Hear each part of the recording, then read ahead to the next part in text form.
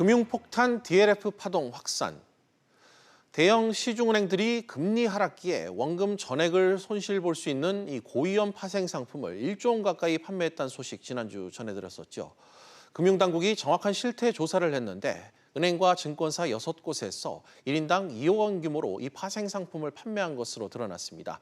전담 취재하고 있는 경제부 박규준 기자와 이야기 나눠보도록 하겠습니다. 박 기자, 예. 앞서 리포트에서 은행권이 얼마나 팔았고 이 어느 정도 손실을 받는지 파악이 좀 됐는데 당국이 이런 막대한 손실에 은행권의 불안전 판매가 작용한 건 아닌지 지금 들여다보기로 본격 착수했다고요. 네, 맞습니다. 이번 달 중으로 이 6곳 등을 중심으로 해서 불안전 판매 착수, 점검에 착수를 하겠다고 했습니다. 예. 이 판매사인 은행과 증권사 등을 대상으로 이번 달 중으로 현장 점검에 나서기로 한 상황인데요. 특히 금융감독원은 이 상품을 설계했을 당시부터 판매하기까지 이 은행 등이 내부 통제에서 허점을 드러낸 것은 아닌지 등을 집중적으로 검사하기로 했습니다. 예. 구체적으로는 이 PB가 제대로 원금 손실 가능성 등을 설명을 해주는 이른바 완전 판매를 했는지, 또 경영진 차원에서 조직적인 영업 압박은 없었는지, 또 상품 설계 단계에서 판매사인 은행이 직접적으로 개입을 하는 이른바 주문자 상표 부착이라고 하는데 이런 OEM 상품을 판매했는지 등을 금융감독원이 집중 검사하기로 했습니다.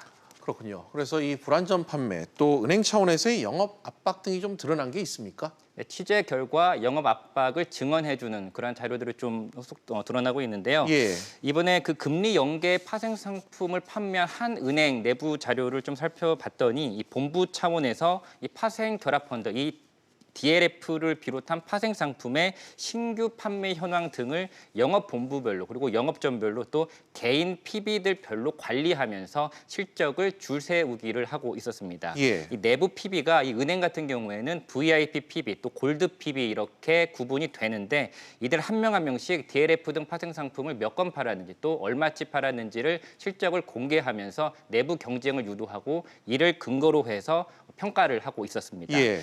또 다른 DLF 판매 은행에서는 좀 더 구체적으로 경영진 압박이 있었음을 명시적으로 보여주는 증언을 확보할 수 있었는데요. 발언 한번 들어보시죠. 그걸 팔라고 안전하다고 그게 다 실질된 거거든. 우리 그 담당께서 이모작 하세요, 삼모작 하세요. 1년에 2번 팔 수 있다는 거 아니야. 틀린 거예요. 빨리 순환해서 또 팔고 하라고 이모작, 삼모작 타령을 했다고. 네, 이 상품 같은 경우에는 1억 원을 투자하며 은행이 선취 수수료라고 해서 먼저 떼가는 금액이 이 투자 금액에서 1%에서 1.4%를 떼가는데요. 이게 수수료 수익을 위해서 1년에 한 번 팔고 한 번 떼가면 될 것을 만기를 짧게를 해서 그러니까 4개월, 6개월로 만기를 줄여서 두 번 팔고 또 3번 팔고 이런 식으로 해서 수수료 수익을 더 극대화하려는 식으로 경영진의 압박이 있었다는 증언이 나온 겁니다.